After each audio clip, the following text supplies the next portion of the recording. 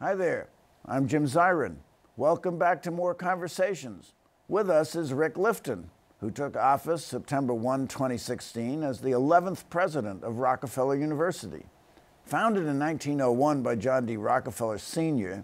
and situated on York Avenue between East 66th and 67th Streets, overlooking the East River, Rockefeller is a preeminent biomedical research center, offering postgraduate and postdoctoral education in furtherance of its dawning mission, science for the benefit of humanity. The university features 79 research labs and boasts 24 Nobel laureates, now or formerly on its faculty. Rockefeller has been at the ramparts in the battle against many of the terrible afflictions confronting us all. Rick Lifton is a world-class geneticist.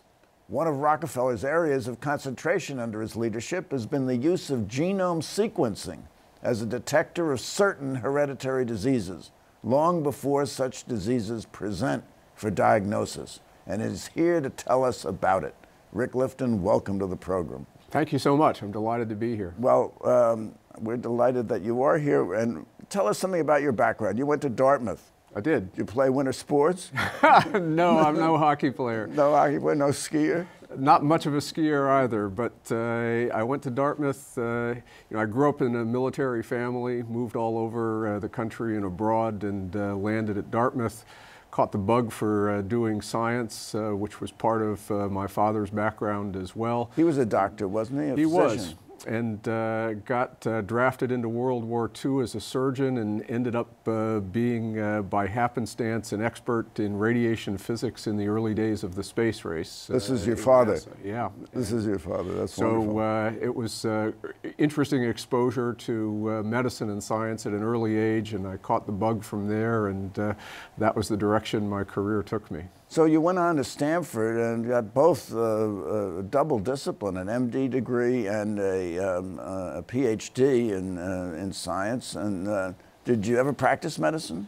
I did. I did clinical training in Boston at Brigham and Women's Hospital. And when I went off to medical school at Stanford, it was clear to me that we were at the dawn of a new age where we were going to be able to use new technologies coming out of fundamental basic science to be able to start to understand the causes of disease at their most fundamental levels. And that's really the direction that I've gone for the last 40 years. I did clinical training in internal medicine, and then decided to just go out and start trying to figure out causes of important diseases that we didn't yet understand. So it was then that you became interested in hereditary diseases or genetically caused disease? Yes. So when I started as a graduate student, we were just getting the technologies to be able to physically get our hands on any piece of DNA that was of interest to us.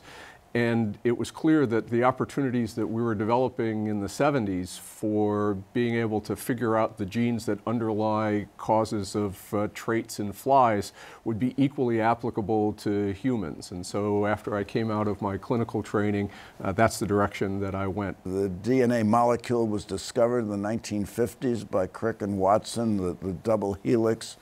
And tell us what DNA is and how that relates to the work you've been doing. Sure. So the stuff of life on this planet all derives from DNA, and the unique sequence of our DNA is what makes humans humans, and horses horses, and flies flies, and plants plants.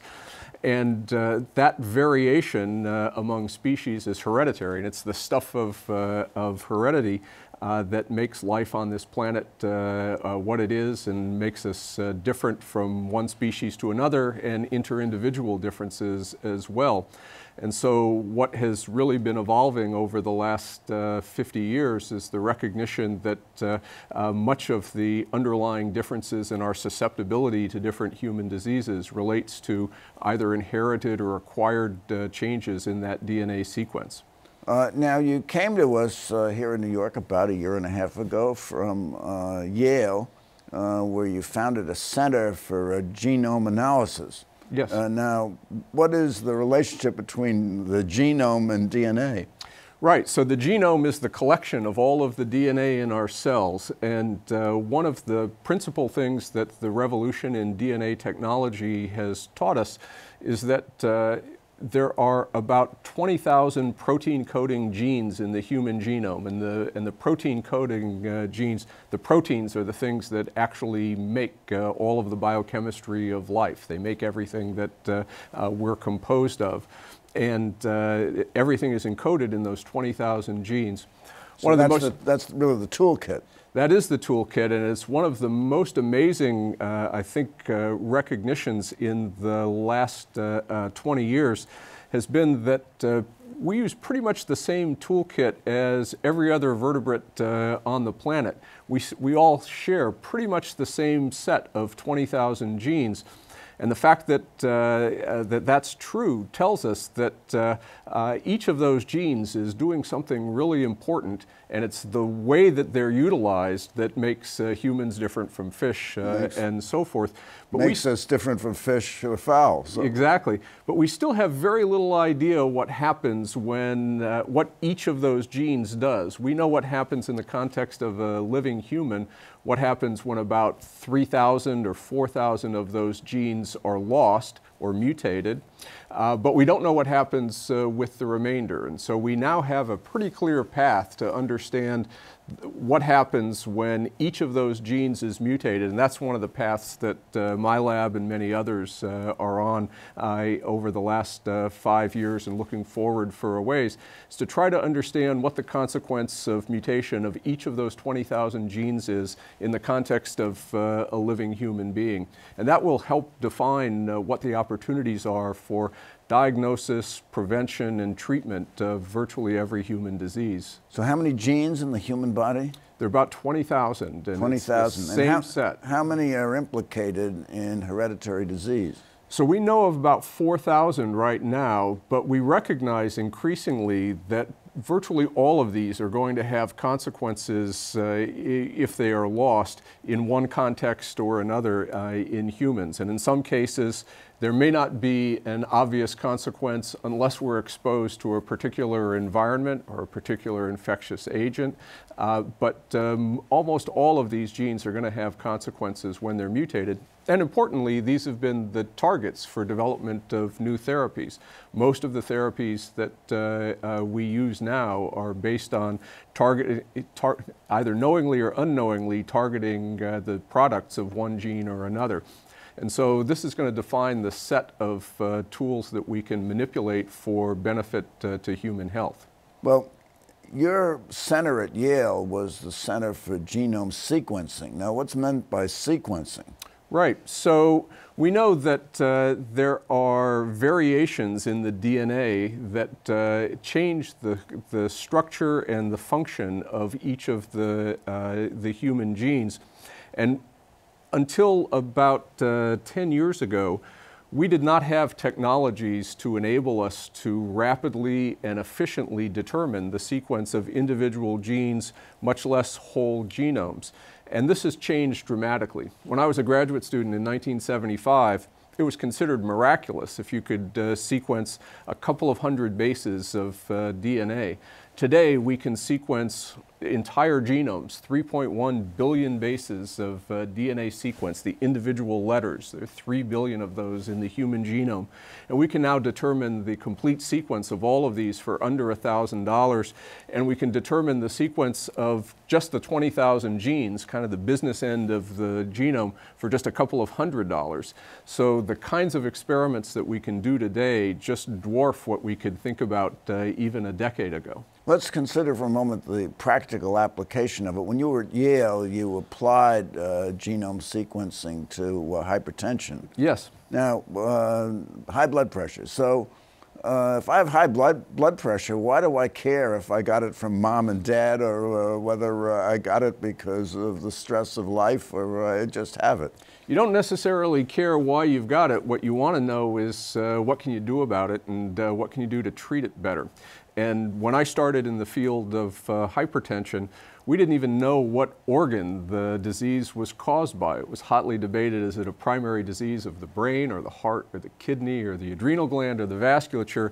And in such an unknown terrain, our therapies were pretty empiric and not frequently well directed against underlying causes. vasculature of the blood vessels. Yeah, so we simply took the approach of looking at the people in the human population all over the world who had the very highest or the very lowest blood pressures on the planet and asked, what can we learn from the study of those individuals? And it turned out that the people at the high and the low end had opposite effects on how the kidney handles salt. And the people with the very highest blood pressures on the planet, their kidneys are hanging on to too much salt, and the people with the lowest blood pressures on the planet are hanging on to too little. And that's driving how full the blood vessels are being filled with salt and water, and in turn determining your blood pressure. And this has led to recognition that modulating salt balance in the body is key to reducing blood pressure and preventing hypertension, stroke, and heart attack in the general population. So this was your discovery. Yeah. You received a prize, you received recognition for it. Some, yeah. Some, yes. Okay, so then you moved from Yale to Rockefeller. Now, why did you want to make the change at this point in your life when you're making so much progress at Yale and figuring out the cause of hypertension and other diseases? Well, I never thought I'd leave Yale. Yale is an amazing place, and I had a wonderful opportunity there, was there for 25 years, and had the best time. And when I was called to look at the job as president of Rockefeller, I thought, a lot of smart people at Rockefeller, you can find a president among them, and I told them no, I was very happy to stay at Yale, thank you. And they called a couple more times and finally persuaded me to come down and take a look at Rockefeller. Now, of course, I had known about Rockefeller since I was a graduate student, and it has a remarkable history and is an amazing place. But once I came down and looked at the job and looked at being at Rockefeller and living in New York, it was really an overwhelming opportunity, and one that my wife and I decided we couldn't pass up. The things that make Rockefeller so remarkable to me are its clarity of mission is just extraordinary. You know, unlike a major university, large university, we don't have a football team, we don't have an English department. No football team. How do you do it? Yeah, we're not very good at that. But what we do incredibly well is fundamental life science, and that clarity of mission starts from the heads of laboratory and permeates through our students, through our staff, and that clarity of mission is just remarkable and really makes Rockefeller an extraordinary place for doing biomedical science. Now, your organization is different from the typical university. I mean, there are no deans, are there? Yeah, so we have a very flat structure. We only have 78 faculty now at Rockefeller, and we are not siloed in departments. We don't have to teach individual courses, so we're not thinking about who's going to teach this course. We have to recruit somebody for it. When we go out to hire, the people who are doing the most extraordinary and transformative work that is going to change the way we think about their fields. And we give them generous, longitudinal, long-term support with the expectation that we're hiring the very best people and we're getting out of their way and telling them to go do great science. And it's in that environment.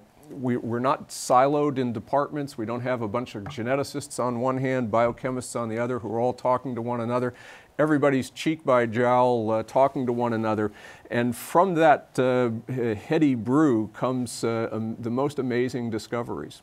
Well, your predecessor, Mark Tessier-Levine, was, I guess you'd say, a neuroscientist. He was interested in the diseases of the brain. Now you're at the helm. You're a geneticist. Does this augur a change of direction at Rockefeller? I think the directions overall remain the same of what can we do to change the way we think about and understand the science of life. And the things that I think are amazing about where we are right now in our history is the technologies are so amazingly rapidly evolving.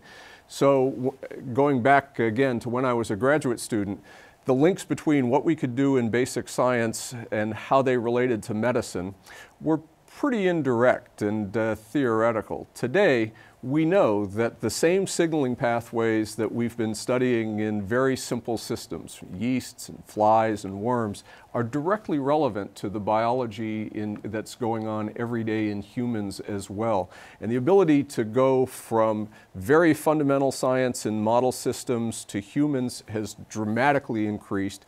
And conversely, our ability to look at humans who have particular diseases and know that we can actually figure out what the causes of those diseases are at their most intimate molecular terms that intersection now is, it's a freeway that's just running back and forth all the time.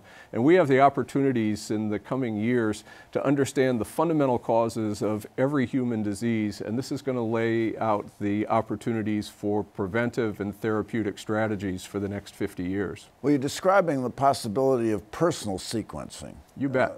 So that I could go to a center or a lab, and they take a sample of my blood or some other DNA sample, and they're able to predict what diseases I might have down the road, at least what hereditary diseases.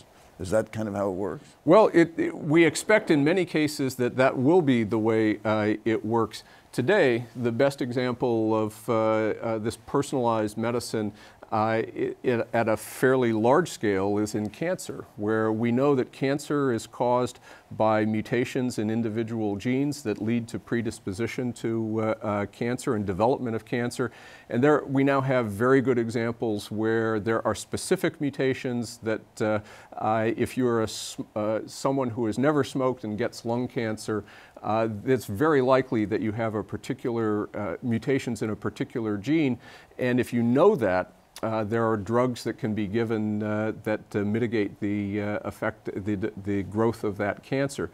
These are specific examples, but this is going to increase as our knowledge improves.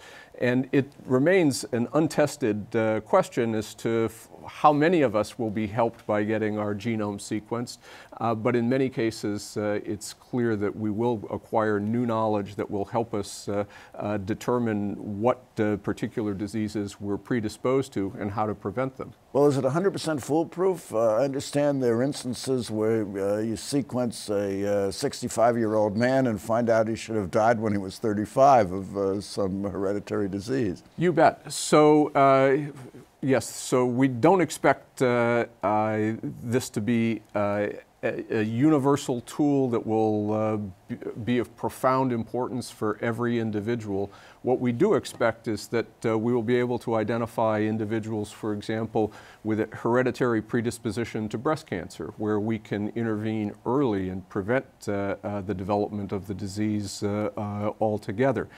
This is, I think, an important example of that's already in the clinic, that already exists. How costly is the test? Well, so the actual cost of doing the test is rapidly becoming a rounding error in the cost of anyone's medical care. What it actually gets charged out at is perhaps another matter, and these are societal issues that we need to work out what the reimbursement is going to be for doing it. But the cost has come down by 7 orders of magnitude. So it's 10 million-fold cheaper to sequence DNA today than it was 15 years ago. It's pretty remarkable. So roughly how much is it for a sequence? Well, so we can sequence all of the genes in the genome for a couple of $100. A couple of $100? Yep. That's amazing. Yeah. Is this something you recommend that everyone should do? I mean, have you been sequenced? No, I haven't. And I think as we learn how to deploy the technology, I think we'll get better and better. Today, one of the biggest risks is that we know sufficiently little about the variation across the entire genome that we can't interpret many of the changes. But as we get more experience and on a research basis, we sequence more and more individuals and we get that data into accessible databases. If I want to understand my genome or you want to understand yours, the best way to interpret it is to compare it to the sequence of everybody else's genome that's ever been sequenced. And so we need to get all of the data in searchable formats so that we can take advantage of understanding if I have a particular variant in a gene, is that likely to be related to a predisposition to disease, or is it completely benign? The best way to test that is to look across the entire population, people with and without disease, and see whether that variation is associated with disease more often than expected by chance. Have you captured a sufficient universe right now so that you can do a meaningful search? So for many diseases that has been done. Today we can go out in public databases that contain about 200,000 individuals. That's going to expand very dramatically over the coming years. There are projects right now that are being initiated that are going to sequence 500,000 to a couple of million individuals. The Precision Medicine Initiative here in the United States is underway with a goal of assembling complete medical record data along with genome sequence, along with biochemical analysis of at least 1 million individuals, and that will provide the kind of database that will be very useful for comparing our genomes to everyone else's and comparing predisposition to various outcomes. Are there ethical issues involved in sequencing? Confidentiality? Do I want my boss or my insurance company to know I'm likely to die next year? Or is there an ethical issue about whether I should share the results of the test with my children? Yes, I think there are potential ethical issues to be concerned about with these, and some of these have been addressed in part by legislation. The Genetic Non-Discrimination Act prevents our employers from discriminating against us based on our genetic constitution. However, there are people who are concerned about having their data knowable by others. And for that reason, right now, if you have your DNA sequenced, it can only be put in a database, for example, with your permission. So there's a lot of research that's done with informed consent, telling you what your rights are and how your information can or cannot be used. I think for many diseases, in my experience as a physician, patients are completely okay with having their information used in this way. And I think as a society, we in the United States are generally quite open to research, and my experience has been that patients and families who have a particular disease are delighted to participate in research and to have their data be available. There are some diseases that may be stigmatizing. Neuropsychiatric diseases are examples where people are somewhat sensitive about who knows how the data might be used. But in general, I think that's being dealt with well in the public arena. Now, quite recently, you and a group of biomedical scientists went to the White House and met with the President, President Trump, in the Oval Office. Did you talk to him about genome sequencing? We did, and it was a very interesting conversation overall. I think the major thrust of the discussion was to inform the President and the White House about the importance of biomedical research, both to the health of our nation and to our innovation economy. It's not well understood in some cases that the NIH budget, National Institute of Health, the director of which is your fellow geneticist, a colleague, Francis Collins. Absolutely. So the taxpayers support the biomedical research to the tune of about $30 billion a year. And it's important to recognize that this is not directly simply a cost center that costs the American taxpayer every year. The return on investment has been extraordinary. A child born today will live on average 1 year longer than a child born 4 years ago, who will live 1 year longer than a child born 4 years before that, and so forth. So the increase in longevity has been quite dramatic over the last 50 years, with lifespan today being about 82 years if you're a woman, 77 years if you're a man, and that's about 15 years longer than it was just back in 1960. The other element that the NIH budget has directed is tremendous innovation in the economy. It's estimated that about 5% of all GDP growth over the last 50 years has come from the development of biotechnology, which has occurred in the United States specifically because we have been the international leaders in biomedical science. And we have $1 trillion biotechnology industry here in the United States that supports about 11 million jobs overall in the economy. And this more than pays for the $30 billion a year that we're investing every year. We're the envy of the world in our investment in basic science. Envy of the world in our investment in basic science. Unfortunately, we've run out of time. This has been absolutely fascinating. So I have a question for you, Rick Lifton, and that is, have we come any closer to solving the riddle of hereditary disease? Yes, we have. So, yes, we have. So we're moving fast. We're moving fast. Thank you so much for coming by. Thank you so much, This Jim. has been terrific, and thank you for coming by. Tune in next week for more conversations. I'm Jim Zirin. Take care and all the best.